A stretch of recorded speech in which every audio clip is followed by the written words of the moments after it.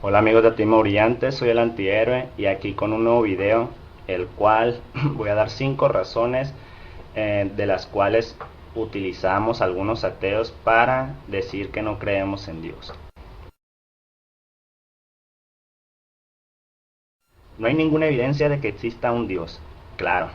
Hasta ahorita, en el momento en que vivimos en este tiempo, no hay evidencia de que exista un Dios. Claro que no, o sea, no hay evidencias tangibles. La ciencia todavía no comprueba la existencia de un ser divino. La lógica y el sentido común te dicen que es imposible y casi irrelevante que exista un Dios. Tenemos a Stephen Hawking diciéndonos que el universo pudo haber sido creado sin necesidad de un ser divino. Vemos todo este tipo de evidencias, pero regularmente los creyentes salen con sus experiencias personales de que sintieron a Dios en su corazón, de que vieron una pintura y fue una obra divina y casi inspirada por Dios. Vieron infinidad de cosas que según sus experiencias personales le hacen creer que Dios existe, pero no hay ninguna evidencia tangible, medible, no sé, vistosa, que la ciencia sea la que nos diga que existe tal Dios, tal divinidad para poder comprobarlo. No creo en seres invisibles. No hay, no hay manera de ver a Dios, no hay manera. Y solamente los creyentes te dicen, no, pues cuando ya mueras vas a poder ver a Dios. Y entonces, ¿por qué en la Biblia Dios, ponle que no se le aparecía así tal vez en persona, pero se manifestaba y hacía ese tipo de cosas? Lo que nos vienen a decir los creyentes después de que un ateo les dice que no creemos en seres invisibles es que ¿por qué creemos entonces en el viento? ¿Por qué creemos entonces en el amor o en el dolor? Son cosas totalmente diferentes, amigos creyentes. No puedes comparar a un Dios invisible en el cual le da superpoderes casi como un X-Men y luego vengas a decirme que por qué no creo, por qué creo en el amor, por qué creo en el dolor y por qué creo en el viento. O sea, esas son cosas que interactúan en el espacio. Todo nuestro amor se lleva a cabo aquí en el cerebro y se manifiesta en veces en el corazón. Manifestarse en el sentido de que existen las palpitaciones, el ritmo cardíaco aumenta y sientes así, ay, como que un dolor en el pecho. Pero todo es provocado por tu cerebro. La dopamina, la oxitocina, la serotonina son algunos de neurotransmisores que influyen mucho en que te enamores. Y, y el dolor también es algo medible, no sé por qué lo comparan con el dolor. El dolor se siente, aunque no lo puedas ver, pero lo puedes sentir y lo podemos controlar. ¿Nosotros somos capaces de controlar a Dios? Claro que no, porque los creyentes dicen que Dios es incontrolable. Los ateos sabemos muy bien que no existen esos seres invisibles, pero que el dolor es medible.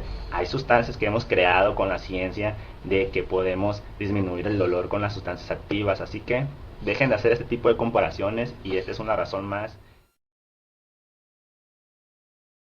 3. El Dios que adoras es geográfico.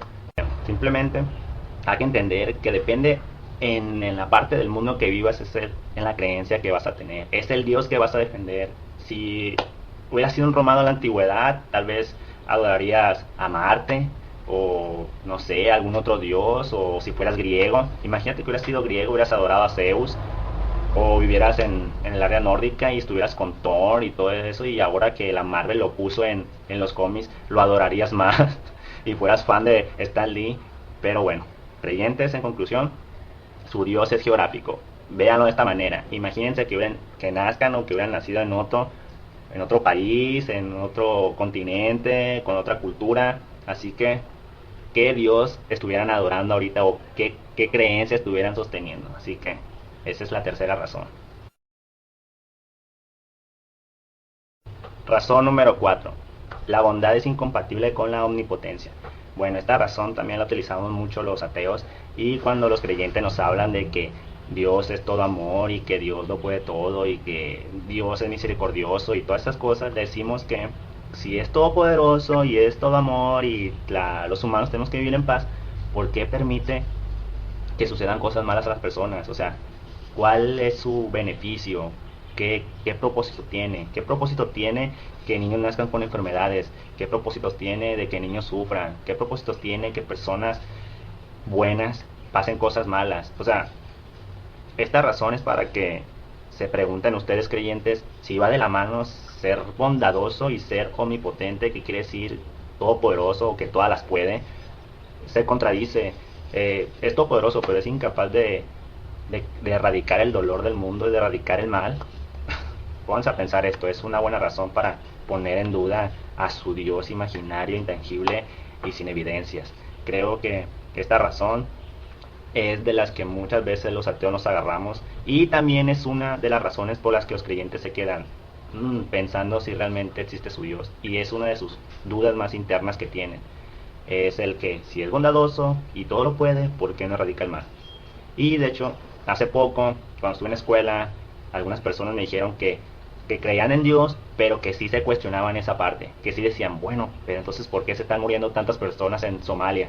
¿Por qué tantos niños mueren? O sea, ¿cuál es su propósito? Y los creyentes más dogmatizados pues contestan, es que tienen un destino marcado, es que Dios los quiere para algo. O sea, ¿qué? ¿Crees realmente que eso sea bueno? ¿Crees que eso sea factible, pensar de que Dios ahí quiere hacer eso para los niños? O sea, ¿qué? ¿Qué? ¿Qué podemos encontrar con millones y millones de muertes como estas? Pero bueno, y analícenlo, creyentes, y piensen muy bien si es compatible la bondad con la omnipotencia. Razón número 5. Dios no es compatible con las cualidades que le atribuyen a este Dios. Y esto es que yo siempre les pregunto a los creyentes, bueno, pues crees en Dios, me parece perfecto. Entonces dime qué cualidades tiene tu Dios. Porque si es el Dios de la Biblia, el que tú crees, el del catolicismo, el del judaísmo, el del cristianismo, como le quieras llamar, pues según esto es todo bondad, es todo amor, es todo justo, está en todas partes, es inmutable, es omnipotente, es omnisciente, todo lo sabe. Pero cuando ves la realidad, creo que inmutable, o sea, un Dios que primero es vengativo y después te dice que no mates, un Dios que dices que es omnipotente pero no puede erradicar el mal, un Dios que dices que es todo amor pero la realidad es que se la pasa vengándose de medio mundo y permite que mueran personas de la nada y sin justificación solamente porque cree, un Dios que crees que es omnisciente, que todo lo sabe, cuando en su propia Biblia dice que dejó un árbol del cual no tenían que tomar nada, ningún fruto, Adán y Eva, y no fue capaz de predecir eso. Un Dios que te juzgará sabiendo ya lo que él, o sea, un Dios que te juzga por algo que él ya sabía que iba a pasar y aparte era omnipotente y podía evitarlo. A ver, espera, es algo incoherente. Realmente cualquier cualidad que le des a tu Dios, apenas que creas que Dios es algo inerte, algo como la luz y ya, algo que te proporciona energía y se acabó. Ese sería un buen Dios, simplemente. El sol. El sol era un Dios todavía más coherente. El Dios está ahí, te proporciona energía, genera demasiada entropía, lo cual genera mucha energía, lo cual provocó la vida, provoca tu alimento, provoca que puedas ver, provoca muchas cosas, pero sin ser consciente.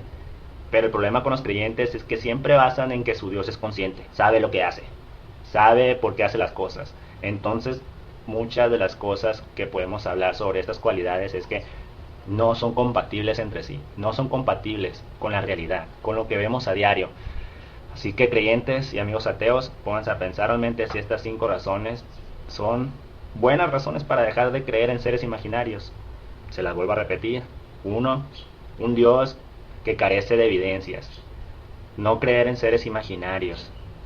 Tu Dios es geográfico, depende del lugar en el que vivas. La bondad es incompatible con la omnipotencia. Y 5. Las cualidades que le atribuyas a tu Dios son meramente absurdas con lo que vives en la realidad. La realidad es muy diferente, amigos creyentes, y los invito a que se cuestionen este tipo de razonamientos y usen su lógica, su sentido común y sus vivencias. Dejen aparte esas manifestaciones de que llegué a la iglesia y sentí bien rico y sentí como que algo me invadía. Sean más razonables, lean un poco más sobre sus creencias. Solamente los invito a esto. Al final de cuentas, es su creencia. Si quieren creer en el pepino volador, o en el mono espagueti volador, o quieren creer en una patata sagrada, pueden creerlo. Pero por favor, que sean creencias suyas. Dedíquense a estar en su casa. Son creencias personales. No anden difundiéndolas en la calle como si fueran una verdad. Una verdad que es incapaz uno de comprobarlo, solamente por fe, solamente creer porque va a pasar. Así que estas 5 razones, cuando se cuestionen a su Dios, espero que lo hagan razonablemente.